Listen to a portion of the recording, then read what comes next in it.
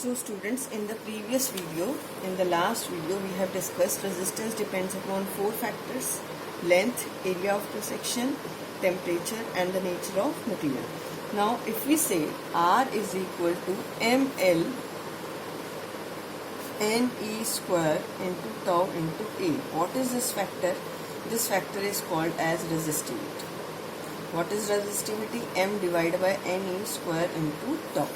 So resistivity mass depend upon M, it is directly proportional to M, mass of electron जो change नहीं होगा, E charge on electron जो change नहीं होगा, N number density of free electron ये आपकी change हो सकती है with the temperature and nature of material, और tau भी आपका change होगा with the change in temperature. With the change in tau किससे change होगा? Change in temperature से, right? तो रेजिस्टिविटी के फॉर्मूले में ना तो लेंथ है ना एरिया है, तो हम ये कह सकते हैं resistivity depend upon the nature of material and temperature. It is independent of dimensions of the conductor.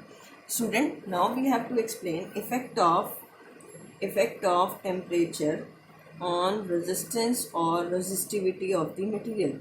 Resistance और रेजिस्टिविटी, राइट? अगर रेजिस्टेंस आ जाए तो रेजिस्टिविटी का फॉर्मूला लिख लो, और रेजिस्टिविटी कितना है? m divide by Ne square into tau, right student? अब for a given conductor resistivity और रो आपकी किस पे डिपेंड करती हैं? Rho is also inversely, r is inversely proportional to n, r is inversely proportional to tau. Rho is also inversely proportional to n, rho is inversely proportional to tau. So अब देखो, तीन material है आपके, metals, semiconductor और क्या है? Insulator. अब इसको पढ़ने के लिए सबसे पहले आपको एक पॉइंट याद रखना पड़ेगा कि रूम टेम्परेचर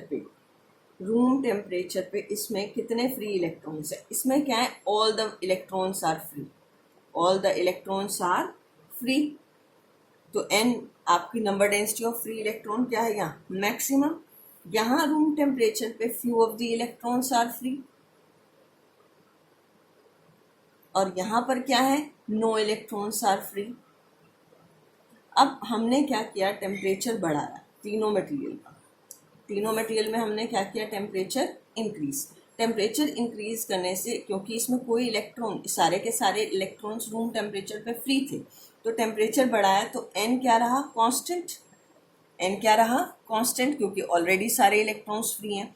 अब टेम्परेचर बढ़ाने से क्या हुआ? जो आयंस थे कंडक्टर के अंदर, वो अपनी पोजीशंस पे क्या करना शुरू हो गए? वाइब्रेट. उनको एनर्जी मिली, they start vibrating, and the electrons they start colliding with the ions fastly.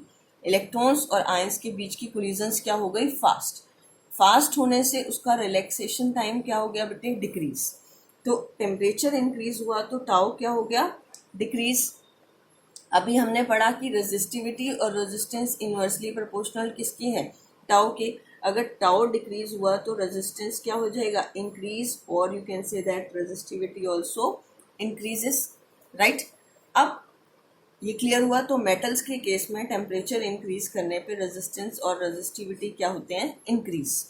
इसमें n क्या रहता है? कांस्टेंट, क्योंकि ऑलरेडी रूम टेम्परेचर पे ही सारे इलेक्ट्रॉन्स क्या है? फ्री.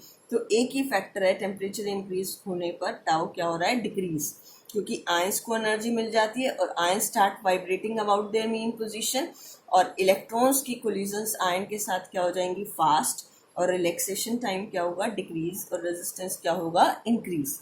अब सेमीकंडक्टर की बात करें, इसमें फ्यू इलेक्ट्रॉन्स फ्री थे रूम टेम्परेचर पे. जैसे ही हमने टेम्परेचर बढ़ाया और भी इलेक्ट्रॉन्स क्या हो गए? फ्री. तो n क्या हो गया? Increase. Number density of free electrons क्या हो गई? इंक्रीज. अगर नंबर डेंसिटी इंक्रीज हुई तो रेजिस्टेंस क्या हो जाएगा? डिक्रीज, क्योंकि रेजिस्टेंस क्या है? Inversely proportional to n. ठीक है. अब टेम्परेचर बढ़ाया तो इसमें दो फैक्टर है, पहला नंबर डेंसिटी का और दूसरा टेम्परेचर बढ़ाने से रिलैक्सेशन टाइम. तो इसमें भी क्या हो रहा है? कम, क्योंकि आयंस को एनर्जी मिली और कोलिजन्स फास्ट हो गई. तो ये फैक्टर इसके रेजिस्टेंस को क्या कर रहा है? इंक्रीज. अब दो फैक्टर हैं, एक रेजिस्टेंस को डिक्रीज कर रहा है और दूसरा रेजिस्टेंस को क्या कर रहा है? Increase. But here which factor is more dominating? First factor is more dominating than the second. That's why net resistance decreases.